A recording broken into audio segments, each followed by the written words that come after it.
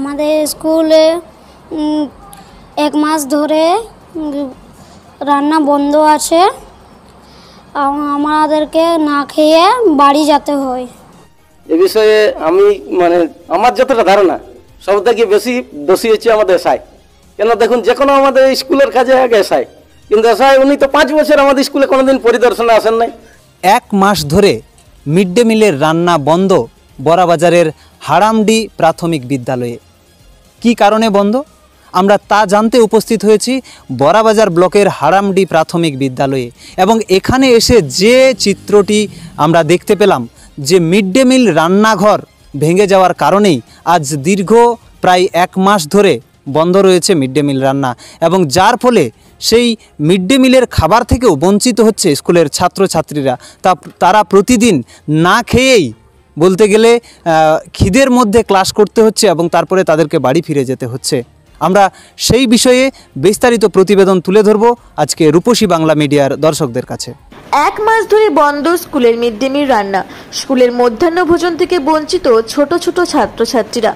জানা যায় বড়াবাজার ব্লকের হারামডি প্রাথমিক বিদ্যালয়ে মিড ডে মিল রান্নার ঘরের ছাদের চাঙড় খসে পড়ায় গত 1 মাস ধরে বন্ধ রয়েছে মিড ডে মিল রান্না। বিদ্যালয়ের প্রধান শিক্ষক তুলসীপদ রুহিদাস জানান, প্রায় 1 বছর আগে মিড ডে মিল রান্নার ঘরের দুরবস্থার কথা জানানো হয়েছিল ব্লকে, কিন্তু কোনো সুরাহা মেলেনি। ওই অবস্থাতেই গত 1 বছর ধরে রান্না হয়েছে, কিন্তু সম্প্রতি প্রায় 1.5 মাস আগে হঠাৎ করে রান্নাঘরের ছাদের অংশ খসে পড়ে। দুর্ঘটনার হাত থেকে রক্ষা রাঁধুনিরা। তারপরে বারবার জানানো হয়েছে ব্লক প্রশাসনকে এবং বিদ্যালয় পরিদর্শককে। সংশ্লিষ্ট দপ্তরের আধিকারিকরা বিদ্যালয় পরিদর্শনও এসেছিলেন। প্রতিশ্রুতি দেওয়া হয়েছিল 14 দিনের মধ্যে রান্নাঘর নির্মাণ করা হবে। প্রতিশ্রুতির মতো 14 দিন অতিক্রান্ত হওয়ার পর কোনো সুরাহা না হওয়ায় মিড ডে মিল রান্না বন্ধ হয়ে যায়। তারপর থেকে 1 মাস ধরে বন্ধ রয়েছে স্কুলে মিড ডে মিল রান্না। বঞ্চিত হচ্ছে স্কুলের ছোট ছোট ছাত্রছাত্রীরা। তাদেরকে খিদের জ্বালার মধ্যে ক্লাস করতে হচ্ছে বিকেল পর্যন্ত। এই ঘটনার জন্য বিদ্যালয় পরিদর্শককে দায়ী করেন স্কুলের অন্য এক সহশিক্ষক সুশান্ত পাত্র। তিনি প্রশাসনের এই মিথ্যা প্রতিশ্রুতির জন্য আদালতে দ্বারস্থ হওয়ার কথা বলেন। পাশাপাশি গ্রামবাসী শক্তিপদ মাহাতো ও রাধানাথ মাহাতো প্রশ্ন তোলেন, প্রশাসনের আধিকারিকরা বারবার পরিদর্শন করে গেলেও এখনো কেন মিড ডে মিলের রান্নাঘর নির্মাণের কাজ শুরু হলো না? প্রশাসনের উদাসীনতায় কেন মিড ডে মিল থেকেই বঞ্চিত হচ্ছে বিদ্যালয়ের ছোট ছোট ছাত্রছাত্রীরা? 1 মাস ধরে আমাদের স্কুলে মিড ডে মিল রান্না বন্ধ আছে। আমরা সব দিন বিনা খাইয়েছে। আমাদের স্কুলে 1 মাস ধরে মিড ডে মিল রান্না হয়নি। আমাদের মিড ডে মিলের রান্নাঘরটা গত 1 বছর থেকে ভগ্ন অবস্থায় পড়েছিল। নানা রকম আবেদন নিবেদন করে আমি চালিয়ে যাচ্ছিলাম রান্না। শেষ পর্যন্ত ছাত্রী যখন ভেঙে যায়, তখন বিডিও অফিস থেকে এসআই স্যার এবং বিডিও আসেন। এসে ওনারা প্রথমটা আমাকে বাইরে রান্না করতে বলেন। আমি ওনাদের কথা মতো বাইরে রান্নাও করেছিলাম দিন কত, কিন্তু গ্রামবাসী আবার অভিযোগ যখন করলো বাইরে রান্না বাচ্চারা খেতে দেবে না, তখন বন্ধ আছে। এখনও পর্যন্ত রিপেয়ারিংয়ের কোনো গল্প নেই। ওনারা আনন্দবাজারে দেখলাম ওনারা লিখেছিলেন যে দর কষাকষি হয়েছে, নতুন তৈরি হবে। এবার নতুন হবে কবে, সময় রক্ষা।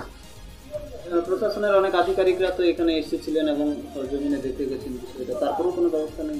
না, এসআই স্যারও দেখেছেন, মিড ডে মিল ব্লক থেকে যিনি ইনচার্জ উনিও এসে দেখেছেন। ওনারা সমস্ত ব্যাপার জানেন, ইঞ্জিনিয়ারও এসেছিলেন, ওনারাও সমস্ত কিছু দেখে গেছেন, কিন্তু এখনো পর্যন্ত কোনো ব্যবস্থা হয়নি। এরপরে তো ছাত্রছাত্রীদেরকে না খেয়েই থাকছে, পুরো না খেয়েই থাকছে। মানসিকভাবে আমিও অশান্তিতে আছি। কি চাইছেন আপনার? মিড ডে মিল ঘরটা নতুনভাবে তৈরি হয়ে গেলে আমি বাঁচি। এখন আপাতত বাচ্চাদেরকে না খেয়ে প্রতিদিন বাড়ি যেতে হচ্ছে। আমাকে দেখে দেখে প্রতিদিনই খুবই খারাপ লাগছে। আমার নাম তুলসীপদ রুহিদাস। এ বিষয়ে আমি আমার যতটা ধারণা সব থেকে বেশি দোষী হচ্ছে আমাদের এসআই। কেন দেখুন, যে কোনো আমাদের স্কুলের কাজে আগে এসআই, কিন্তু এসআই উনি তো 5 বছর আমাদের স্কুলে কোনোদিন পরিদর্শনে আসেন নাই। এই যখন রান্নাঘরটা ভাঙলো আমরা জানাইলাম, তখন উনি পরিদর্শনে একদিন এসেছিলেন। আর মিথ্যা বলে গেছেন যে আমি 14 দিনের মধ্যে প্রতিশ্রুতি দিয়েছিলাম রান্নাঘর করে দেবো। বা বিডিও সাহেবও মিথ্যা বলে গেছে, সবাই মিথ্যাই বলছে। বিডিও সাহেব যদিও আসে নাই, কিন্তু যারা এসেছিলেন বিডিওর তরফ থেকে তারা মিথ্যা বলে গেছেন। তো আমি তো বুঝছি সম্পূর্ণ ব্যাপারটা ওদের প্রশাসনিক গাফলতি। কোনো ওদের ইচ্ছাই নেই যে বাচ্চারা না খেয়ে যাচ্ছে, যে এটা একটা মানসিকভাবে সবার খারাপ, কোনো কিন্তু নাই এটা। আর মূল দোষী হচ্ছে এসআই আমাদের সব থেকে, উনি কোনো এটা ব্যবস্থাই নেন না। আমরা 1 বছর আগে জানাইছি, উনি মাসে মাসে একটা করে ফটো নিয়েছে রান্নাঘরের, কিন্তু কোনো ব্যবস্থা করেননি।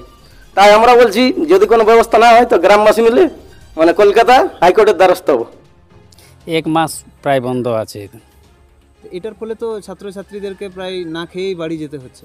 হ্যাঁ, এটার ফলে তো আমাদের মানে কি বলবো, লেখাপড়ায় অনেক অসুবিধা দেখা দিচ্ছে। বাচ্চাদের না খাওয়া দাওয়া করেই মানে বাড়ি ফিরে যেতে হচ্ছে। এই জন্যে আমাদের এটা খুবই মানে অসুবিধার মধ্যে চলছে।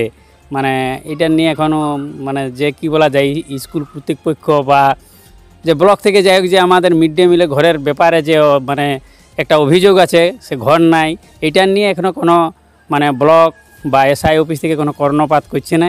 এটা আমরা খুবই মানে পুরা গ্রামবাসীটা খুবই দুঃখিত।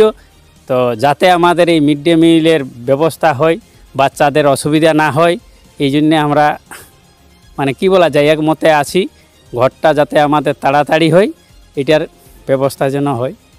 তারা বলে গেছে যে প্রথমে বলেছিল যে ঘরটা আমরা রিপেয়ারিং করে দেবো, আপনারা স্কুলের মিড ডে মিল চালু করুন। তখন আমাদের গ্রামবাসী কিছুদিনের মতো সময় নিয়েছিল, প্রায় 14 দিনের মাথায় বলেছিল আমরা এই ঘরটি রান্নাঘরটি রিপেয়ারিং করে দেবার গল্প ছিল, কিন্তু করতে পারে নাই।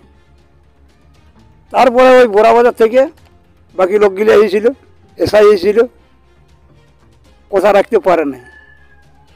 তখন আমরা বন্ধ করে দিয়েছি, বলে আমাদের ছেলে না খাইয়ে পড়াশোনা করুক, যবে ঘর হবে তবেই মিড ডে মিল চালু হবে। বড়াবাজার থেকে দেবরাজ মাহাতোর সঙ্গে বংশীধর সিংহ ও ক্যামেরায় বিপ্লব মাহাতোর রিপোর্ট, রূপসী বাংলা মিডিয়া।